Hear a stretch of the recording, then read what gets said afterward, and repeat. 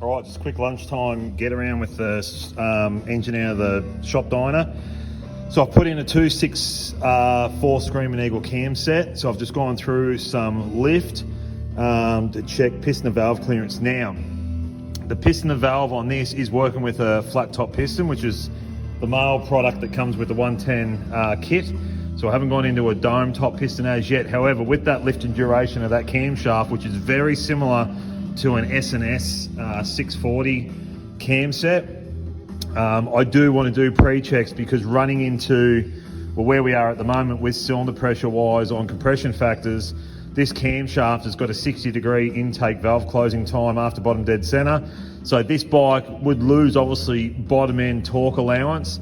However, it would achieve some, essential change up top, which is good for drag racing and everything else. However, where I want to go with the motor is actually going into a dome top piston. We've got to work on a combination that's still going to work with, what pump fuel allowance we can get. If I've got to go to E85, then I can go E85. If I can get away with a 98 octane, potentially with the octane additive to it, that's great. However, 78cc cylinder head with a chamber, 36 thousandths heat gasket at the moment, full squish, it's what came out of the motor. And I have got an updated roller rocket Screamin Eagle rocker arm set on it. So yeah, I'll run through this. It's a 635 lift camshaft.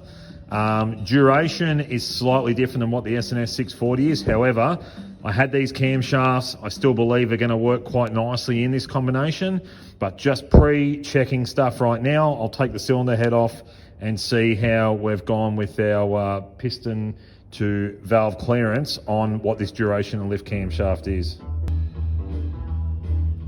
All right, so evidently with our intake valve, on obviously, rotation a cycle, we are seeing, which we've still got plenty of meat here on intake. There's room to move. However, what I need to work out is with a potential aftermarket piston that will be in a 110 cubic inch capacity. This is where we get stuck with compression ratios, because the availability of pistons that will work where we want to go. Now, with myself working with a 78cc chamber head, having some decking done already in machine work, can obviously see us run into a difficulty where we're going to go with a raised top piston in a dome plus allowance.